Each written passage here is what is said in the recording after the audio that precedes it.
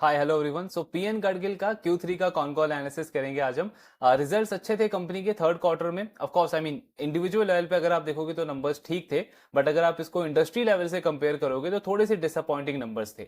Q1 Q2 में company का काफी अच्छा ग्रोथ था, 30% का, 40% का।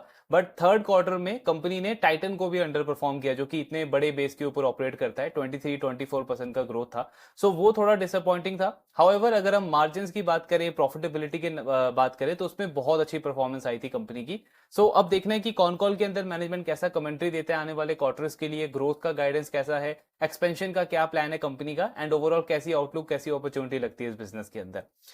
सो ग्रोथ की अगर हम बात करें तो 23% की रेवेन्यू ग्रोथ थी कंपनी की। एंड मैनेजमेंट बोल रहा है कि क्या चीजें हैं जिसने इस ग्रोथ को ड्राइव किया। सो एक तो ऑफकोर्स फेस्टिव सीजन, आपका वेडिंग का डिमांड।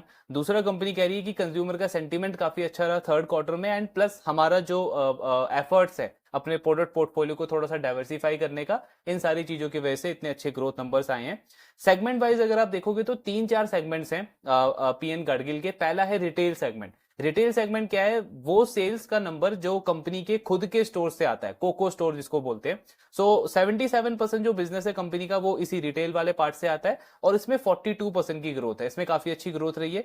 ई कॉमर्स वाले बिजनेस की अगर हम बात करें तो 100% की ग्रोथ है। एंड जो इनका फ्रेंचाइजी वाला बिजनेस है उसमें 87% की ग्रोथ है। देन कस्टमर इंगेजमेंट बहुत अच्छा रहा है, स्ट्रांग रहा है कंपनी का। सो इनका अगर हम वॉल्यूम की बात करें, यानी कितना ट्रांजैक्शन हुआ एक पर्टिकुलर क्वार्टर में, तो उसमें 21% की ग्रोथ है। तो वॉल्यूम की ग्रोथ काफी अच्छी है, प्लस वैल्यू की भी ग्रोथ काफी अच्छी है, यानी एवरेज ट्रांजैक्शन वैल्यू। तो लास्ट ईयर से अगर इसको कंपेयर करें तो 22% की ग्रोथ है। देन फुटफॉल अगर आप देखोगे तो उसमें 36% का इंक्रीज है। अब गोल्ड के प्राइसेस इतनी तेजी से बढ़े हैं, लेकिन उसके बाद भी अगर स्टोर लेवल पे फुटफॉल आपका 36% से ग्रो कर रहा है, सो इट मींस कि वहां पे उस पर्टिकुलर मार्केट में उन कंज्यूमर्स पे इतना ज्यादा इंपैक्ट नहीं पड़ा है, अगर हम डिमांड के पॉइंट ऑफ व्यू से देखें तो। प्लस एक और स्ट्रॉन्ग पॉइंट क्या है पीएन गाडगिल का, कि इनका कन्वर्जन रेशियो काफी अच्छा है। 93% का कन्वर्जन रेशियो है। इसका मतलब क्या हुआ कि अगर मेरे स्टोर के ऊपर 100 कस्टमर्स आ रहे हैं, तो उस 100 में से 93 कस्टमर्स जो है वो कुछ ना कुछ आइटम परचेज करके जा रहा है। चाहे वो छोटा सा रिंग परचेज करके जा रहा है, कोई ब्रेसलेट परचेज करके जा रहा है, बट 93% कस्टमर जो है वो मेरा परचेजिंग कस्टमर है। इसका सिग्निफिकेंस ये हो जाता है कि मे बी इस कंपनी का डिजाइन अच्छे हो सकते हैं, या फिर प्राइसेस काफी अफोर्डेबल हो सकते हैं, मे बी जो इनके सेल्स पर्सन हैं वो उनका एफर्ट काफी अच्छा हो सकता है। सो सारे कॉम्बिनेशन हो सकते हैं इन सारी चीजों की, जिसकी वजह से इनका कन्वर्जन रेशियो अच्छा है। अब इससे इनको हेल्प क्या मिलता है कि अगर आप पीएन गाडगिल का स्टोर साइज देखोगे तो इनके कॉम्पिटिटर्स के कंपैरिजन में छोटे स्टोर पे कंपनी ऑपरेट करती है। स्टोर का साइज छोटा होता है, लेकिन इसी वजह से इनका रेवेन्यू पर स्क्वायर फीट हाई होता है, रेवेन्यू पर स्टोर हाई होता है, आरओई का नंबर हाई होता है, आरओसी का नंबर भी काफी अच्छा है। सो इन सारी चीजों में कंपनी को ये जो एफिशिएंसी है इनकी वो हेल्प करती है। इसके बाद स्टड ज्वेलरी का सेल्स बहुत अच्छा है, 39-40% का ग्रोथ है। एंड स्टड रेशियो भी कंपनी का इंप्रूव हुआ है 7.5% के आसपास। देन अगर हम गोल्ड प्राइसेस देखें तो लास्ट 1 ईयर में 72,000 से 88,000 के आसपास गोल्ड के प्राइसेस हो गए। मैनेजमेंट कह रहा है कि उसके बाद भी हम डिमांड में कोई ऐसा सॉफ्टनेस नहीं देख रहे हैं, वीकनेस नहीं देख रहे हैं, डिमांड स्टोर लेवल पे काफी स्ट्रांग है। उसके बाद अगर प्रॉफिटेबिलिटी का ट्रेंड देखो अगर आप इनका, तो Q1 से Q2 में पैट मार्जिन इंप्रूव हुआ, Q2 से Q3 में पैट मार्जिन फिर से इंप्रूव हुआ, एंड अभी इन्होंने स्टोर एक्सपेंशन भी किया है। सो क्या फोर्थ क्वार्टर में पैट मार्जिन का ट्रेंड कंटिन्यू रह सकता है? तो मैनेजमेंट कह रही है बिल्कुल रह सकता है। प्रॉफिटेबिलिटी जो है हमारी वो Q4 में अच्छी रहेगी, बिकॉज हमने वो जो इन्वेंट्री को जो हेजिंग करना था जीएमएल के थ्रू, वो हमने काफी हद तक कर दिया है। तो हमें नहीं लगता कि गोल्ड प्राइसेस की मूवमेंट से हमारे प्रॉफिटेबिलिटी पे कोई इंपैक्ट पड़ेगा। सो ओवरऑल मार्जिन को लेकर के मैनेजमेंट कॉन्फिडेंट है कि मार्जिन सस्टेन करेंगे फोर्थ क्वार्टर के अंदर भी। न्यू स्टोर्स इन्होंने ओपन करे थे, सो उसमें कैसा रेवेन्यू का ट्रेंड रहा है? तो नवरात्रि के 9 डेज पे इस कंपनी ने 9 न्यू स्टोर्स ओपन करे थे, और मैनेजमेंट का कहना है कि एक तरीके का ये माइलस्टोन है। हमें नहीं लगता कि ज्वेलरी इंडस्ट्री में कभी भी किसी भी ज्वेलरी कंपनी ने नवरात्रि के 9 डेज पे लगातार 9 न्यू स्टोर्स ओपन करें। सो एक काइंड ऑफ माइलस्टोन आप बोल सकते हो इस कंपनी के लिए। जनरली रिटेल ज्वेलरी इंडस्ट्री की अगर हम बात करें तो इनका जो ब्रेक इवन पीरियड रहता है एक स्टोर का, वो 18 से 24 मंथ्स का रहता है, यानी 1.5 से 2 साल का ब्रेक इवन पीरियड होता है। पीएन गडगिल के केस में जो ब्रेक इवन है वो 15 से 18 मंथ्स का रहता है, यानी कि इंडस्ट्री से बहुत जल्दी कंपनी ब्रेक इवन कर लेती है अपने स्टोर के अंदर। क्यों? बिकॉज भाई एफिशिएंसी काफी अच्छी है। आरओसी अगर आप इनका देखोगे तो आई थिंक 30% के आसपास का आरओसी का नंबर है। सो वो इनको हेल्प करता है कि जल्दी ब्रेक इवन कर पाती है कंपनी। अब इन्होंने नवरात्रे में जो 9 स्टोर्स ओपन करे थे उसमें क्योंकि आपको एक बहुत बड़ा पुश मिल गया, एक बहुत बड़ा सेल्स का एडवांटेज मिल गया, नवरात्रि का आपका फेस्टिव सीजन, देन उसके बाद सडनली दिवाली का सेल्स का एडवांटेज, इसकी वजह से मैनेजमेंट कह रही है कि ये जो 9 स्टोर्स हैं इनका ब्रेक इवन हमको लगता है कि विद इन 9 to 12 मंथ्स के अंदर ही हम कर सकते हैं, जो कि जनरली हम 15 से 18 मंथ्स के अंदर करते हैं। तो ये काफी पॉजिटिव गाइडेंस इन्होंने दिया है। देन एक्सपेंशन का क्या स्ट्रेटेजी है? सो आई मीन बहुत पहले इन्होंने बार बार इस चीज को बोला है कि हम पेशवा का मॉडल फॉलो करेंगे अपने एक्सपेंशन का। पेशवा का मॉडल मतलब क्या हुआ? जैसे मराठा एम्पायर, आपका महाराष्ट्र के बाद MP, Chhattisgarh, Delhi, Haryana, Rajasthan, step by step in सारे स्टेट्स के अंदर एक्सपैंड होता गया। सेम मॉडल इस कंपनी का भी प्लान है फॉलो करने का। सो अभी फाइनली इन्होंने बोल दिया कि नेक्स्ट फाइनेंशियल ईयर में हम महाराष्ट्र के बाहर एक्सपैंड करेंगे। PN Gadgil almost 190 year 200 year पुरानी कंपनी है और सांगली से स्टार्ट हुई, महाराष्ट्र से ही पुणे में इन्होंने अपना काफी सारे स्टोर्स ओपन करे। महाराष्ट्र में नंबर 2 प्लेयर है रिटेल ज्वेलरी स्पेस के अंदर, और अभी तक जितना भी बिजनेस है वो महाराष्ट्र से ही आता है। फाइनली अब कंपनी नेक्स्ट ईयर प्लान कर रही है कि महाराष्ट्र के बाहर जाएगी। मतलब एक तरीके से आप बोल सकते हो कि अभी तक कंपनी अपने घर पे खेल रही थी, नेक्स्ट फाइनेंशियल ईयर से अब ये ओवरसीज मार्केट में प्लान कर रहे हैं एक्सपैंड करने का। ओवरसीज इन द सेंस की स्टेट अलग हो गया, होम ग्राउंड आपका महाराष्ट्र, अब दूसरे स्टेट में कंपनी एंटर करेगी। सो वहां पे इन्होंने लास्ट 6 मंथ्स में अपनी मार्केटिंग एक्टिविटी ऑलरेडी स्टार्ट कर दी है। कंपनी क्या कर रही है, जैसे 2 स्टेट्स इन्होंने आइडेंटिफाई करे हैं जो ये नेक्स्ट फाइनेंशियल ईयर में एंटर करेंगे, वहां पे कंपनी ने एग्जीबिशन वगैरह लगाना स्टार्ट कर दिया है। उससे क्या होगा, आपका उन स्टेट्स के जो लोकल कस्टमर्स हैं, वहां के जो रीजनल कस्टमर्स हैं, उनके साथ में आपका कनेक्शन बिल्डअप होगा, एक ब्रांड एक्टिविटी हो जाएगी। प्लस कंपनी कह रही है कि हमारा ऐसा मानना है कि इन सारे नेबरिंग स्टेट्स के अंदर ऑलरेडी एक बड़ा पॉपुलेशन है जो हमारे ब्रांड से अवेयर है। बिकॉज काफी बड़ा पॉपुलेशन जो है इन सारे नेबरिंग स्टेट्स में बिकॉज ऑफ एजुकेशन या फिर आपका एम्प्लॉयमेंट अपॉर्चुनिटी या फिर बिजनेस की वजह से वो महाराष्ट्र शिफ्ट हो चुका है। सो उनकी फैमिली में भी उन स्टेट्स के अंदर रहती है, बट वो जो पॉपुलेशन है वो काफी अवेयर है महाराष्ट्र से और हमारे ब्रांड से। तो वो हमको हेल्प करेगा जब हम इन सारे स्टेट्स के अंदर एंटर करेंगे, और उसके साथ में हम खुद भी ब्रांडिंग एक्टिविटी कर रहे हैं, एग्जीबिशन वगैरह लगा रहे हैं, प्रोडक्ट का फीडबैक ले रहे हैं कस्टमर से, सो दैट जब हम स्टोर ओपन करें तो हमारे पास एक अच्छा मार्केट साइज, मार्केट रिसर्च का डेटा ऑलरेडी अवेलेबल हो कि किस तरीके से हमको यहाँ पे ग्रो करना है। तो ये सब करना इन्होंने स्टार्ट कर दिया है। Store expansion next financial year से स्टार्ट होगा। देन इसके बाद अगर कस्टम ड्यूटी का कैसा इंपैक्ट पड़ा, कल्याण का हमने डिस्कस किया कि 120 करोड़ का टोटल कस्टम ड्यूटी पे इंपैक्ट था, वो अब कंप्लीट हो चुका है। इस क्वार्टर में पूरी प्रॉफिटेबिलिटी आएगी कल्याण को। पीएन गडगिल का कस्टम ड्यूटी का इंपैक्ट जो है वो 3 से 4 करोड़ का रहा था। उसका रीजन ये है कि जब ये इंपोर्ट ड्यूटी कट हुआ था, जुलाई के आसपास हुआ था, तो मैनेजमेंट कह रही है उस टाइम पे हमारे स्टोर्स में सडनली बहुत ज्यादा सेल्स आने लग गई थी, ग्रोथ काफी अच्छी आई थी। सो जो इन्वेंट्री में इंपैक्ट था उसका हमने रीफिलिंग के थ्रू उसको नेट ऑफ कर लिया, मतलब लोअर कॉस्ट पे इन्वेंट्री दोबारा से परचेज करी, तो एक जो बड़ा पार्ट है उसका वो नेट ऑफ हो गया, और ओवरऑल सिर्फ 3 से 4 करोड़ का इंपैक्ट रहा, जो कि Q2 में हमने ऑलरेडी रिकॉग्नाइज कर लिया है। तो फ्यूचर में इंपोर्ट ड्यूटी का कोई इंपैक्ट नहीं पड़ेगा। अभी थर्ड क्वार्टर का काफी अच्छा परफॉर्मेंस है, 23-24% का ग्रोथ है। सो फोर्थ क्वार्टर में कैसा ट्रेंड रह सकता है? तो मैनेजमेंट का कहना है कि रिटेल ज्वेलरी बिजनेस के लिए ऑफकोर्स Q1 और Q3 किसी भी फाइनेंशियल ईयर का सबसे बेस्ट होता है। Q1 इसीलिए बिकॉज आपका अक्षय तृतीया होता है, थोड़ा बहुत वेडिंग का भी सीजन होता है। Q3 इसीलिए क्योंकि एक स्ट्रॉन्ग फेस्टिव सीजन है और उसके साथ में थोड़ा सा वेडिंग सीजन भी मिलता है। तो ये 2 क्वार्टर तो हमारे अच्छे हैं ही। फोर्थ क्वार्टर को लेकर के मैनेजमेंट कह रहा है कि हमको एक्सपेक्टेशन काफी हाई है इस बार, बिकॉज वही हमने पहले भी डिस्कस किया है कि इंडिया की हिस्ट्री में सबसे बड़ा वेडिंग सीजन बोला जा रहा है इस बार, तो एक तो उसका एडवांटेज मिलेगा। दूसरा, कंपनी कह रही है कि गुड़ी पाड़वा जो महाराष्ट्र का एक बड़ा फेस्टिवल है वो इस बार मार्च में है, तो उसका भी एक एडवांटेज मिलेगा। सो कंपनी कह रही है फोर्थ क्वार्टर को लेकर भी हम काफी कॉन्फिडेंट है। हालांकि गोल्ड के प्राइसेस बढ़े जरूर है, लेकिन स्टोर लेवल पे और कंज्यूमर डिमांड लेवल पे हम ऐसा कोई नेगेटिव चीजें नहीं देख रहे हैं। सेम कल्याण का भी यही कमेंट्री था कि जनवरी बहुत अच्छा गया है और एक अच्छा ग्रोथ वो फोर्थ क्वार्टर में भी एक्सपेक्ट कर रहे हैं। स्टोर एक्सपेंशन का क्या टारगेट है? So as of Q3 48 stores हैं कंपनी के, 9 स्टोर्स इन्होंने नवरात्रे पे ओपन किए थे। अब जब तक ये कॉन कॉल हुआ तो जनवरी में 2 स्टोर्स कंपनी और ऑलरेडी ओपन कर चुकी थी, तो टोटल स्टोर कितना हो गया? 50। मैनेजमेंट कह रहा है कि मार्च के एंड तक, इस फाइनेंशियल ईयर के एंड तक टोटल नंबर ऑफ स्टोर हो जाएंगे हमारे 53, यानी 3 स्टोर्स की और ओपन करने का प्लान कर रहे हैं मार्च में। जिसमें से एक स्टोर इन्होंने अभी 5 ऑफ मार्च को एक अनाउंसमेंट रिलीज किया था कि ओपन कर दिया इन्होंने। आई थिंक पिंपरी चिंचवाड़ करके कोई जगह है, वहां पे इन्होंने एक स्टोर ओपन कर दिया है। 2 स्टोर और पेंडिंग है जो प्रोबेबली नेक्स्ट 20-21 डेज के अंदर कंपनी ओपन कर लेगी। देन नेक्स्ट ईयर कंपनी का टारगेट है कि 25 स्टोर्स ये और ओपन करेंगे अगले फाइनेंशियल ईयर के अंदर। अब सबसे पहले एक्सपेंशन रेट देखते हैं कि पीएन गाडगिल का कैसा एक्सपेंशन रेट है। इस ईयर के एंड तक कितने स्टोर्स हो जाएंगे? 53, क्योंकि 51 हो गए, 2 और इनका टारगेट है, 53 स्टोर्स हो गए। नेक्स्ट ईयर इनका प्लान है 25 स्टोर्स ओपन करने का, तो एक्सपेंशन रेट कितना हो गया? ऑलमोस्ट 48% के आसपास। कल्याण को अगर हम कंपेयर करें, जो हमने कल ही डिस्कस किया है, सो कल्याण का इस ईयर के एंड तक टोटल नंबर ऑफ स्टोर हो जाएगा 355-360 के आसपास। उसके ऊपर कल्याण कह रहा है कि अगले फाइनेंशियल ईयर में 170 स्टोर हम ओपन करेंगे। तो कल्याण का कितना एक्सपेंशन रेट है? सेम 47-48% के आसपास। लेकिन आप सिग्निफिकेंस देखो कि कल्याण इतने बड़े बेस पे 350 स्टोर्स हैं उस कंपनी के, उसके ऊपर वो 48% से अपना स्टोर एक्सपैंड कर रहा है। पीएन गाडगिल 53 स्टोर के ऊपर 53 स्टोर्स पे ऑपरेट कर रहा है, करेगा by the end of FY25, ऐसा गाइडेंस है। और उसके ऊपर कंपनी 48% से प्लान कर रही है अपने स्टोर को एक्सपैंड करने का। ग्रोथ रेट अनडाउटेडली अच्छा है, लेकिन उस बड़े बेस के ऊपर भी जब कल्याण 48% से स्टोर एक्सपैंड कर रहा है, तो ये हमको एक्चुअली शो करता है कि उनकी मैनेजमेंट अपने एक्सपेंशन को लेकर के, डिमांड को लेकर के, ग्रोथ को लेकर के और मार्केट शेयर गेन को लेकर के कितना ज्यादा एग्रेसिव है। वही रीजन है कि उसकी कंसिस्टेंसी भी उस लेवल की है। अगर डिमांड में कोई ज्यादा सॉफ्टनेस नहीं आती है, तो जो हमने कल भी डिस्कस किया था कि बहुत हाईली पॉसिबिलिटी है कि उसका 30-40% का ग्रोथ कंटिन्यू रह सकता है आने वाले क्वार्टर्स में।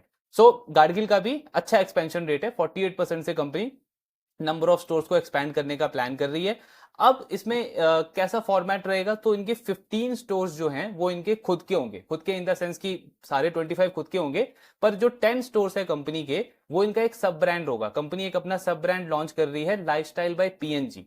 तो 15 स्टोर्स होंगे पीएन गाडगिल के, पीएनजी ब्रांड के नाम से, जो इनका वेडिंग ज्वेलरी का मेन बिजनेस है, और 10 स्टोर्स होंगे कंपनी के लाइफस्टाइल बाय पीएनजी। अब ये जो लाइफस्टाइल बाय पीएनजी है, ये केटर करेगा यंगर ऑडियंस को, मतलब इसका जो टारगेट कस्टमर हो गया वो जेनजी हो गया, यंगर ऑडियंस को कंपनी टारगेट करेगी। गोल्ड और डायमंड ज्वेलरी रहेगा इसमें, और थोड़ा सा यंगर जनरेशन को केटर करने के लिए यूनिक डिजाइन रहेंगे जो कि पीएन गाडगिल के स्टोर्स पे नहीं होते हैं। पीएन गाडगिल जो है वो एक, आप बोल सकते हो, सीरियस बाइंग होती है वहां पे, मतलब कंज्यूमर जो है वो एक प्लान्ड बाइंग करता है। कोई ओकेशन आने वाला है, कोई बड़ा वेडिंग है, कोई बड़ा फंक्शन है, उसके अकॉर्डिंग कस्टमर प्लान करता है और उनके स्टोर पे जाके बाइंग करता है। लेकिन जो लाइफस्टाइल बाय पीएनजी है, वो एक तरीके का इंपल्स बाइंग जैसा कस्टमर का डिमांड हो गया। कोई आप कैजुअल बाइंग बोल सकते हो, गिफ्टिंग के लिए बाइंग बोल सकते हो, उस तरीके की ज्वेलरीज होंगे। प्रीमियम ज्वेलरीज होंगे, उनमें मार्जिन अच्छा होगा, 15 से 20% का मार्जिन। मतलब ओवरऑल अगर आप देखो तो पीएन गाडगिल के लिए मार्जिन एक्रेटिव होगा वो वाला बिजनेस। वो ये लॉन्च करेंगे नेक्स्ट फाइनेंशियल ईयर में उसके 10 स्टोर्स। अब कोको फोको मिक्स कैसा रहेगा?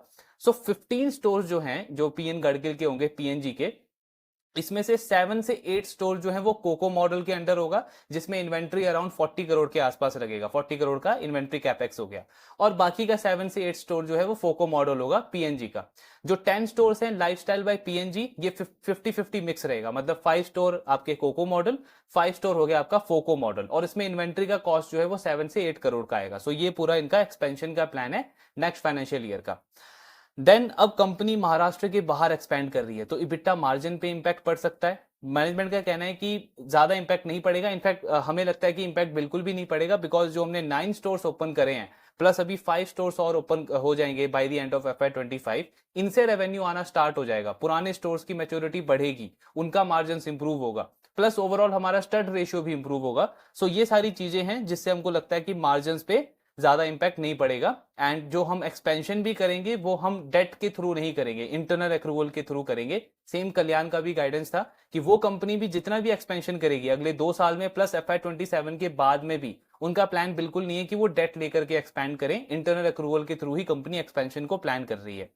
इन्होंने आईपीओ के टाइम पे एक बड़ा पर्पस था इनका कि डेट रीपे करना है। 300 करोड़ के आसपास का टर्म लोन कंपनी ने रीपे कर दिया है। डेट टू इक्विटी बहुत हेल्दी लेवल पे है। मैनेजमेंट कॉन्फिडेंट है कि जितना भी एक्सपेंशन करेंगे अब हम इंटरनल अक्रूवल के थ्रू करेंगे। लाइफस्टाइल बाय पीएनजी जो इनका ब्रांड होगा उसका ब्रेक इवन क्या होगा? सो मैनेजमेंट कह रहा है कि हमारा मानना है 9 से 12 मंथ्स के अंदर इन स्टोर्स का ब्रेक इवन हो जाएगा, बिकॉज इसमें मार्जिन अच्छे होंगे, 15 to 20% के मार्जिन होंगे इसमें। अब क्या ये पर्पस है कि कंपनी अपने स्टड रेशियो को इंप्रूव करना चाहती है, इसीलिए ये लाइफस्टाइल बाय पीएनजी लॉन्च कर रहे हैं? सो मैनेजमेंट कह रहा है कि नहीं, स्टड रेशियो को इंप्रूव करने का बिल्कुल इंटेंशन नहीं है लाइफस्टाइल बाय पीएनजी ब्रांड का। लाइफस्टाइल बाय पीएनजी जो है वो एक थोड़ा सा यूनिक केटरिंग होगा, हमारा टारगेट वही है, यंगर ऑडियंस को हम केटर करेंगे, जेनजी को केटर करेंगे, और प्योर गोल्ड और डायमंड ज्वेलरी रहेगा इसके अंदर। स्टड रेशियो जो है वो बिल्कुल इंप्रूव होगा, लेकिन उसके लिए कंपनी ने क्या किया है, दिवाली के अंदर कुछ इन्होंने लॉन्चेस करे हैं पॉल की कैटेगरी के अंदर, और वहां पे कुछ अच्छा रिस्पांस भी मिला है कंपनी को। सो उन कैटेगरीज में कंपनी और फर्दर पेनिट्रेट करेगी, और इनका गाइडेंस है कि नेक्स्ट 2 to 3 ईयर्स के अंदर इनका जो स्टड ज्वेलरी है उसका रेशियो 12 to 13% हो जाएगा, जो कि अभी 7-8% है। तो स्टड रेशियो इंप्रूव होगा तो नेचुरली आपके मार्जिन भी इंप्रूव होंगे आगे चल के। देन इसके बाद कस्टमर का बिहेवियर कैसा है? गोल्ड के प्राइसेस बढ़ गए हैं, सो मैनेजमेंट का वही कहना है कि स्टोर लेवल पे डिमांड में कोई स्लो डाउन देखने को नहीं मिल रहा है। एक चीज और क्या हो रही है कि गोल्ड के प्राइसेस अगर इंक्रीज हो रहे हैं तो customer old gold exchange program को फॉलो कर रहे हैं, उसका हेल्प ले रहे हैं, लेकिन अपना जो उनकी जो नीड है बाइंग की उसको वो फुलफिल कर रहे हैं, उसमें कोई पोस्टपोनमेंट हमको देखने को नहीं मिल रहा। नाउ महाराष्ट्र के बाहर का कंपनी का एक्सपेंशन का प्लान है नेक्स्ट फाइनेंशियल ईयर का। तो क्या इसका मतलब ये है कि महाराष्ट्र में अभी तक आप इतने टाइम से थे, सो वहां पे ग्रोथ पूरी हो चुकी है, आई मीन इंक्रीमेंटल ज्यादा ग्रोथ का अपॉर्चुनिटी वहां बचा नहीं है? तो मैनेजमेंट का कहना है कि हम आईपीओ के टाइम से इस चीज को बोलते आए हैं कि हमारा लॉन्ग टर्म में प्लान है 50 से 55 स्टोर्स जब हमारे महाराष्ट्र में हो जाएंगे तब हम इसके नेबरिंग स्टेट्स के अंदर एक्सपैंड करेंगे। अनडाउटेडली महाराष्ट्र में हमारा बहुत स्ट्रॉन्ग ब्रांड है, 200 ईयर पुरानी कंपनी है हमारी, ऑलमोस्ट महाराष्ट्र से स्टार्ट हुई है, लेकिन हमारा लॉन्गर टर्म का गोल क्या है कि हमको इस ब्रांड को पैन इंडिया लेवल पे लेके जाना है, इसको बड़ा बनाना है। तो ऑफकोर्स हमको नेबरिंग स्टेट्स के अंदर एक्सपैंड करना रहेगा। सो वही उसी के अंडर हम अगले साल बाकी के स्टेट्स के अंदर एक्सपैंड करेंगे। मैनेजमेंट कह रहा है कि महाराष्ट्र जो है वो आपका सबसे बड़ा हॉलमार्किंग ज्वेलरी कंपनी जो है वो महाराष्ट्र के अंदर है। एक डेवलप्ड स्टेट्स है, पर कैपिटा इनकम काफी अच्छी है, ग्रोथ काफी अच्छी है स्टेट की, और आगे भी इसमें डेवलपमेंट जो है वो चलते रहेंगे। लेकिन हमको बाहर स्टेट्स में जाना जरूरी है, बिकॉज ग्रोथ की अपॉर्चुनिटी उन स्टेट्स के अंदर काफी ज्यादा है। बिकॉज जब आप बात करते हो कि आपका जो रिटेल ज्वेलर्स जो हैं कंपेयर टू पॉपुलेशन वो उन स्टेट्स के अंदर काफी कम है, तो ये एक बहुत बड़ा ग्रोथ का पोटेंशियल देता है हमको, जिसको हम टैप करना चाहते हैं नेबरिंग स्टेट्स के अंदर। प्लस एक और कंपनी चीज कह रही है कि ये जितने भी स्टेट्स आप देख रहे हो, सेंट्रल और नॉर्दर्न इंडिया जो है, इसमें एडवांटेज ये है हमारे पास कि हम जो मार्केटिंग करेंगे या जो एडवर्टीजमेंट करेंगे वो सिंगल लैंग्वेज में कर सकते हैं, बिकॉज ये सिंगल लैंग्वेज स्टेट्स हैं, नॉर्दर्न इंडिया और central India single language states हैं। तो हमको मार्केटिंग एडवर्टीजमेंट के ऊपर एक्स्ट्रा एफर्ट, एक्स्ट्रा एक्सपेंडिंग नहीं करना पड़ेगा। मतलब एक लैंग्वेज में हमने जो मार्केटिंग निकाला, जो भी कैंपेन रन किया, उसको हम बहुत सारे स्टेट में रन कर सकते हैं। ऐसा नहीं है कि एक स्टेट में अलग लैंग्वेज है, दूसरे स्टेट में अलग लैंग्वेज है। सो सेम लैंग्वेज जो है वो बहुत सारे स्टेट्स को केटर करती है, कनेक्ट करती है। तो ये चीज एक्चुअली में कॉस्ट एफिशिएंसी भी रहेगी हमारे लिए। प्लस क्योंकि इन सारे स्टेट्स का बहुत बड़ा पॉपुलेशन ऑलरेडी महाराष्ट्र से जुड़ा हुआ है और हमारे ब्रांड से भी कनेक्टेड है, तो वो भी हमको एक एडवांटेज देगा जब हम इन स्टेट्स के अंदर पेनिट्रेट करेंगे। बट पॉइंट ये आता है कि महाराष्ट्र का जो स्टेट है वो थोड़ा सा डेवलप्ड स्टेट है, तो मार्जिन आपके मे बी वहां पे इस वजह से अच्छे हो सकते हैं, सेम स्टोर सेल्स ग्रोथ आपका उस वजह से अच्छा हो सकता है। लेकिन मैनेजमेंट का कहना है कि प्राइसिंग जो है रिटेल ज्वेलरी या गोल्ड ज्वेलरी के अंदर अक्रॉस स्टेट इंडिया में कहीं पे भी ज्यादा डिफरेंस नहीं है प्राइसिंग को लेकर के। और लॉन्गर पीरियड के टाइम पे यानी 2-3 इयर्स के होराइजन पे अगर हम देखें, सो प्राइसिंग सारे स्टेट्स के अंदर सिमिलर रहेगी। तो मार्जिन को लेकर के मैनेजमेंट कह रहा है कि हमें नहीं लगता कि कोई भी नेगेटिव चीज होगा हमारे मार्जिन में। इनफैक्ट आगे चल के मार्जिन इंप्रूव ही होंगे, बिकॉज स्टड रेशियो हमारा इंप्रूव होगा, 7-8% से 12-13% तक जाएगा। तो ये ओवरऑल इनका गाइडेंस है अपने मार्जिन वाले पार्ट पे। देन महाराष्ट्र में एक और ब्रांड है फैशन ज्वेलरी वाला, पीएन गार्गी करके। सो इनका जो लाइफस्टाइल बाय पीएनजी है, क्या सेम उस तरीके के मॉडल को फॉलो करेगा? तो मैनेजमेंट कह रही है कि जो पीएन गार्गी है वो प्योर फैशन ज्वेलरी प्लेयर है, हमारा फैशन ज्वेलरी में बिल्कुल एलोकेशन नहीं रहेगा, सिल्वर ज्वेलरी में 0% एलोकेशन रहेगा, प्योरली हम गोल्ड और डायमंड ज्वेलरी के अंदर ही फोकस करेंगे जो पीएन गाडगिल करता है।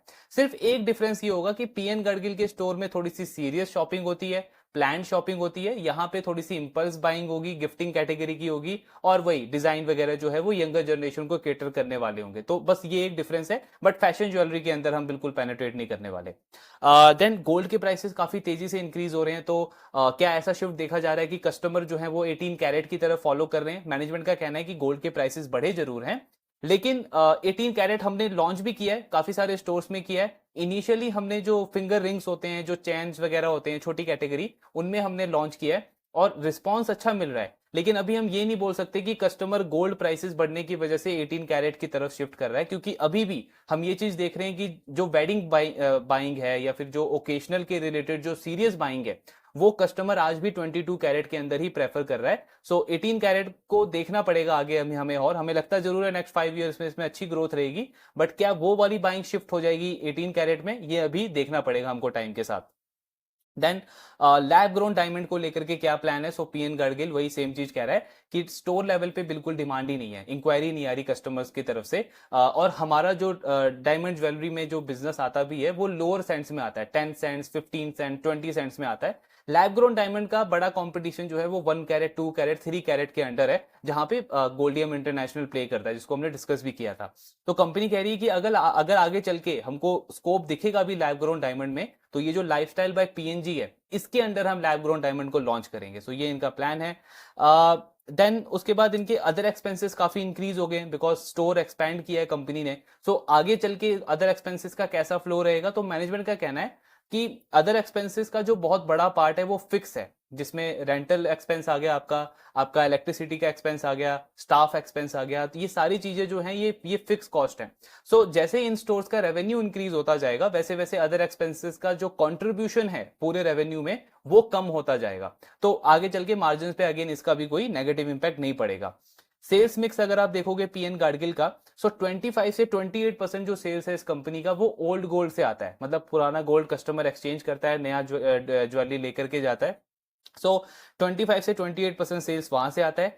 8 से 10% जो सेल्स है इस कंपनी का, वो एक्चुअली इन्होंने एक थोड़ा सा यूनिक एक स्कीम रन किया है, जीडीएस करके आई थिंक ये स्कीम है, जिसमें कंपनी क्या करती है, कस्टमर को ये ऑफर करती है कि वो करंट रेट पे गोल्ड को लॉक कर सकता है फ्यूचर में बाय करने के लिए। So just for an example, अगर गोल्ड का प्राइस 80,000 चल रहा है, तो कस्टमर आज पीएन गाडगिल के पास जाके वो 80,000 पे उस गोल्ड को उसके प्राइस को लॉक कर सकता है, फ्यूचर में फिर वो उसको बाय करेगा। और इसमें इनका पेमेंट का टर्म कैसा है? एसआईपी मॉडल, जैसे मंथली बेसिस पे आपका एसआईपी डिडक्ट होता है, वैसे ही मंथली बेसिस पे कस्टमर ने फ्यूचर की बाइंग के लिए गोल्ड के प्राइस को आज लॉक कर लिया है, और वो एसआईपी मॉडल में पीएन गाडगिल को पे करता जा रहा है। ऑफ कोर्स पीएन गाडगिल भी अपना हेज करके चलता है इसमें, बिकॉज अगर गोल्ड के प्राइसेस बढ़ गए या कम हो गए तो उनका लॉस हो सकता है। तो इसमें 8 से 10% का सेल्स आता है कंपनी का। बेसिकली आप एक अफोर्डेबिलिटी दे रहे हो अपने कस्टमर्स को। सो अच्छा स्कीम है।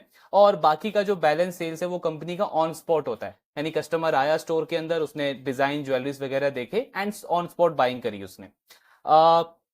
जो न्यू स्टोर्स ओपन हुए हैं उसमें सेल्स का मोमेंटम कैसा है? सो मैनेजमेंट का कहना है कि इन 9 स्टोर्स का हमने टारगेट रखा है कि जब 1010 करोड़ का रेवेन्यू आ जाएगा इन 9 स्टोर से जो अभी न्यू ओपन किए हैं, तो ये सारे स्टोर्स ब्रेक इवन हो जाएंगे।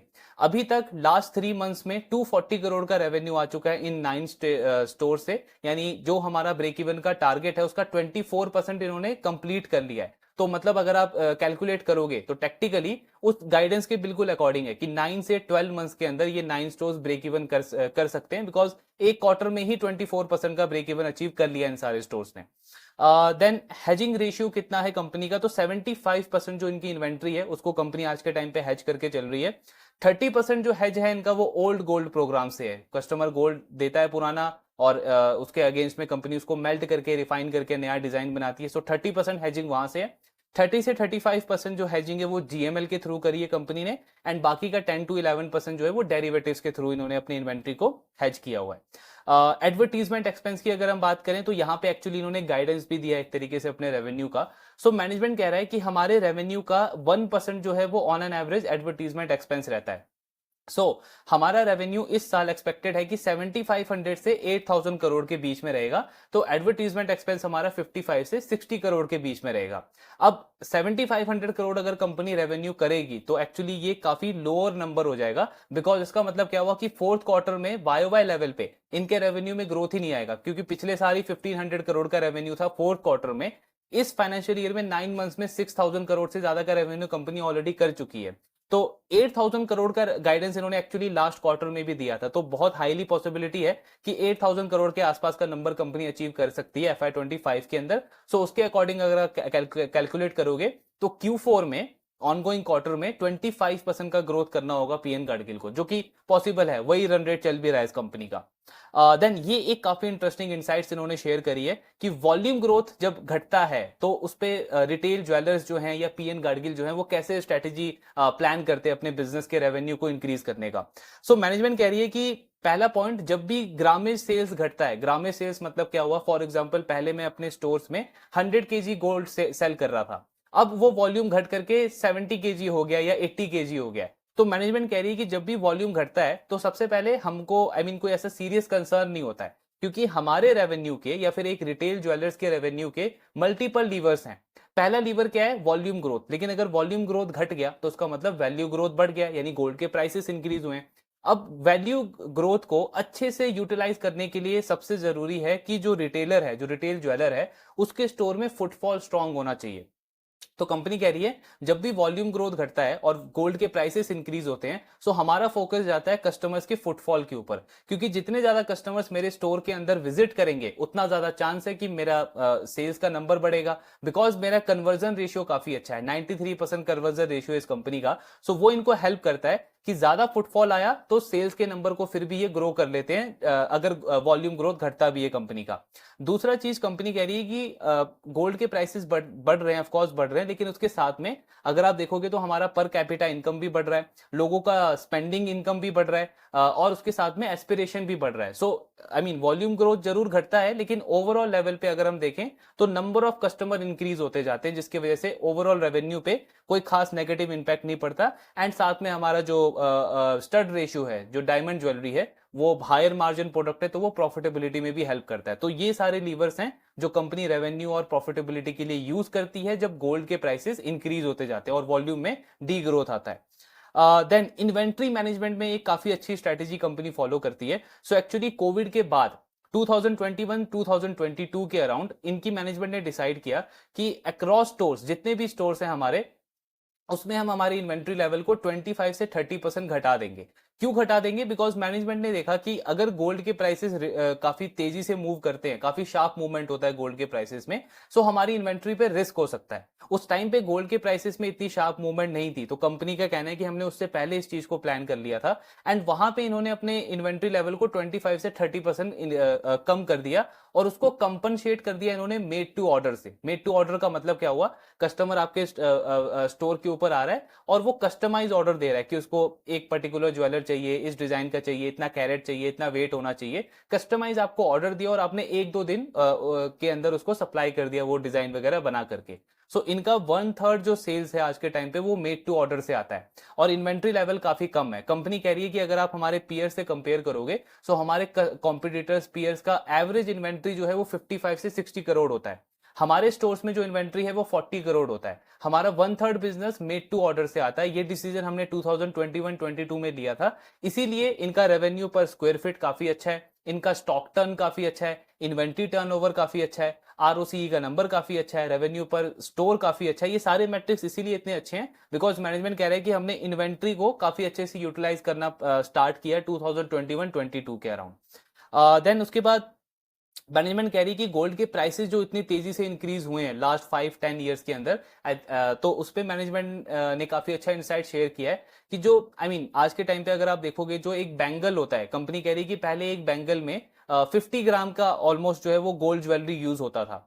कंपनी कह रही है आज के टाइम पे वो 40 ग्राम होता है या 37-38 ग्राम होता है, बिकॉज गोल्ड के प्राइसेस इतने तेजी से बढ़ गए हैं कि ऑफ कोर्स कंज्यूमर के जो परचेजिंग पावर है वो उस प्रोपोर्शन में इंक्रीज नहीं हुई है।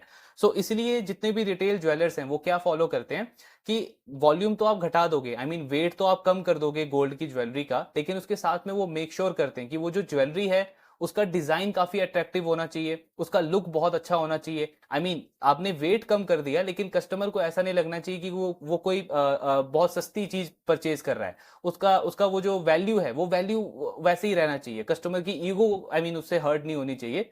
तो ये सारी चीजें रिटेलर्स मेक श्योर करते हैं कि जिससे वेट आप कम भी कर दो, स्टिल उस ज्वेलरी का जो डिजाइन है वो काफी अच्छा हो, ताकि कस्टमर उससे अनसेटिस्फाइड ना हो। सो ये सारी स्ट्रेटेजी कंपनी फॉलो करती है। देन ई कॉमर्स वाला बिजनेस जो 100% पे ग्रो किया है कंपनी का, उसमें इनका एक ओमनी चैनल प्रेजेंस है। सो दो प्लेटफॉर्म है इसमें। कस्टमर क्या कर सकता है, एक तो डायरेक्टली इनके वेबसाइट से जाके ऑर्डर कर सकता है, या फिर जो इनके थर्ड पार्टी पार्टनर्स हैं जिसमें अमेजोन है, फ्लिपकार्ट है, टाटा क्लिक है, इन सारे प्लेटफॉर्म पे जाके वो ऑनलाइन ऑर्डर प्लेस कर सकता है। दो तरीके के ऑर्डर प्लेस होते हैं। पहला है ready to ship. Ready to ship में कौन से ऑर्डर्स आ गए, जैसे आपका कॉइन बार हो गया, आपके जो कॉइन्स वगैरह हो गए, उन सबको आप रेडी टू शिप में ऑर्डर प्लेस कर सकते हो। दूसरा हो गया आपका मेड टू ऑर्डर, मतलब आप अपना कस्टमाइज डिजाइन बताओगे, वेट वगैरह बताओगे ज्वेलरी का, और कंपनी जो है वो आपको विद इन 1 से 2 डेज के अंदर आपके एड्रेस पे शिप करेगी इसको। मैनेजमेंट कह रहा है इनमें मार्जिन जो है वो सिमिलर होते हैं, लेकिन इसमें हमारा सेल्स का वॉल्यूम बढ़ने का चांस बन जाता है। बिकॉज कई बार क्या होता है, जो आपके वेडिंग रिलेटेड ज्वेलरीज भी हैं, कस्टमर प्रेफर करता है कि उनको हम ऑनलाइन पहले सिलेक्ट कर लें, उसको गो थ्रू कर लें, देन ऑफलाइन जाके हम उसको बाय करेंगे। तो एक तरीके से आपके ऑफलाइन सेल्स को भी ऑनलाइन प्लेटफॉर्म आपको पुश कर रहा है, उसमें हेल्प कर रहा है। तो ये काफी अच्छा एडवांटेज है। लास्टली अगर हम बात करें फुटफॉल्स के ऊपर, सो लास्ट 10 ईयर्स में, 6-7 ईयर्स में अगर आप देखोगे तो गोल्ड के प्राइसेस ऑलमोस्ट 3x हो गए हैं। तो उस प्रोपोर्शन में क्या फुटफॉल भी घटा है कंपनी के स्टोर्स के अंदर? इस पे मैनेजमेंट का कहना है कि ऐसा नहीं कि सिर्फ गोल्ड के प्राइसेस बढ़े हैं। मैनेजमेंट कह रहा है कि अगर आप बहुत सारी इंडस्ट्री में देखोगे तो काफी सारे प्रोडक्ट्स के प्राइसेस इंक्रीज हो गए हैं। लाइक अगर आप व्हीकल्स में देखोगे तो कार्स के प्राइसेस जो पहले थे आज के टाइम पे बहुत इंक्रीज हो गए हैं। पेट्रोल के प्राइसेस जो पहले थे अब बहुत इंक्रीज हो गए हैं। लेकिन उसी प्रोपोर्शन में हम देखते हैं कि रोड के ऊपर नंबर ऑफ कार जो है, number of scooty, number of bike, ये सब इंक्रीज होता जा रहा है। यानी ज्यादा से ज्यादा लोग कार्स को परचेज कर रहे हैं आज के टाइम पे, उनकी अफोर्डेबिलिटी बढ़ती जा रही है। एंड इनफैक्ट प्रीमियम कार्स की डिमांड सबसे ज्यादा है आज के टाइम पे। तो मैनेजमेंट कह रहा है कि प्राइसेस बिल्कुल बढ़ते हैं, बट उस प्रोपोर्शन में कंज्यूमर्स की, कस्टमर्स की परचेजिंग पावर भी बढ़ती है, उनका स्पेंडिंग पावर भी बढ़ता है, उनका एस्पिरेशन बढ़ता है। सेम चीज गोल्ड प्राइसेस के गोल्ड के साथ में भी है कि गोल्ड के प्राइसेस बढ़ते हैं, लेकिन स्टिल एक ऐसी चीज है, वेडिंग डिमांड बहुत स्ट्रांग है इंडिया के अंदर, जिसको जिसको देख करके हमको लगता है कि डिमांड में बहुत ज्यादा नेगेटिव इंपैक्ट नहीं पड़ता गोल्ड के प्राइसेस बढ़ने का भी। हाँ, बीच में एक ऐसा पीरियड आता है जब सडनली काफी ज्यादा प्राइसेस बढ़ जाते हैं, सो कुछ मंथ्स के लिए कस्टमर होल्ड कर लेता है अपने बाइंग को, बट अल्टीमेटली वो डिमांड आती ही है। उसमें ऐसा कोई नेगेटिव या स्लो डाउन या वीकनेस या डिमांड खत्म हो गई, ऐसा कोई फेस हमने देखा नहीं है। तो कांस्टेंट डिमांड हम देख रहे हैं पिछले काफी सालों से। सो ये सारा व्यू है कंपनी का। कॉन कॉल पूरा डिस्कस किया हमने। कंपनी का रिजल्ट अच्छे हैं, आगे का एक्सपेंशन प्लान भी काफी स्ट्रांग है कंपनी का। बट वही है कि गाइडेंस अगर आप देखोगे तो 25-26% का ग्रोथ का गाइडेंस लगता है कंपनी का। हालांकि एक्सपेंशन प्लान अच्छा है, 48% का कंपनी स्टोर एक्सपेंशन प्लान कर रही है। और इसमें सबसे इंटरेस्टिंग पॉइंट यही होगा कि कंपनी जब महाराष्ट्र के बाहर जाएगी वहां पे इनको कैसा रिस्पांस मिलता है। बिकॉज आज के टाइम पे अगर आप रिटेल ज्वेलरी में देखोगे तो एक तनिष्क है जिसको हम पैन इंडिया प्लेयर बोल सकते हैं, बहुत सारे स्टेट्स में उसकी प्रेजेंस है। कल्याण ने भी हालांकि काफी सक्सेसफुली एक रीजनल प्लेयर, साउथ का प्लेयर था वो, आज के टाइम पे वो भी सेंट्रल इंडिया में, नॉर्थन इंडिया में काफी स्ट्रॉन्ग ब्रांड बन चुका है। एंड एक लिमिट तक हम सेनको को भी बोल सकते हैं कि ईस्टर्न रीजन का प्लेयर था, बट उसने भी दिल्ली एनसीआर में अच्छा मार्केट गेन किया, एक अच्छा ब्रांड डेवलप किया है। पीएन गाडगिल अभी तक सारा ग्रोथ जो है वो महाराष्ट्र में किया है इन्होंने। सो नेक्स्ट फाइनेंशियल ईयर में पहली बार होगा जब कंपनी महाराष्ट्र से बाहर एक्सपैंड करेगी। अब वहां पे कैसा रिस्पॉन्स आता है ये देखना काफी इंटरेस्टिंग रहेगा। हालांकि मैनेजमेंट कॉन्फिडेंट है कि मार्जिन पे इंपैक्ट नहीं पड़ेगा, बट वो देखना होगा कि मार्जिन को वो कैसे इंटैक्ट रख के ग्रोथ को कंटिन्यू रख पाते हैं। तो ये काफी इंटरेस्टिंग फेस होने वाला है कंपनी का। बाकी अपॉर्चुनिटी अगर आप देखोगे तो ऑफकोर्स रीरेटिंग की अपॉर्चुनिटी है, 25-30% का ग्रोथ है, 30-35 का पी मल्टीपल है। बट पॉइंट वही आ जाता है कि अगर मैं इंडस्ट्री से कंपेयर करूं तो आई मीन जो सबसे बेस्ट प्लेयर है, जो टॉप प्लेयर है, वो कल्याण ही लगता है। इतने बड़े बेस के ऊपर भी कंपनी कॉन्फिडेंटली 30-40% से ग्रो कर रही है। एंड हमने बार बार इस चीज को डिस्कस किया है, बहुत सारी इंडस्ट्री में देखा भी है कि अगर किसी इंडस्ट्री में एक प्लेयर है जो सबसे हाई पेस पे ग्रो कर रहा है, जो इंक्रीमेंटल फ्लो है या मार्केट का भी जो परसेप्शन है वो उस स्टॉक की तरफ ज्यादा होता है, उसको वो ज्यादा रिवॉर्ड करता है। बाकी ऑफकोर्स पीएन गाडगिल में अपॉर्चुनिटी जरूर है। ट्रैकिंग इसको कंटिन्यू रखेंगे, देखेंगे आने वाले क्वार्टर्स में कैसी परफॉर्मेंस रहती है। आपकी जो भी डाउट्स है शेयर करते रहिए। Thank you very much.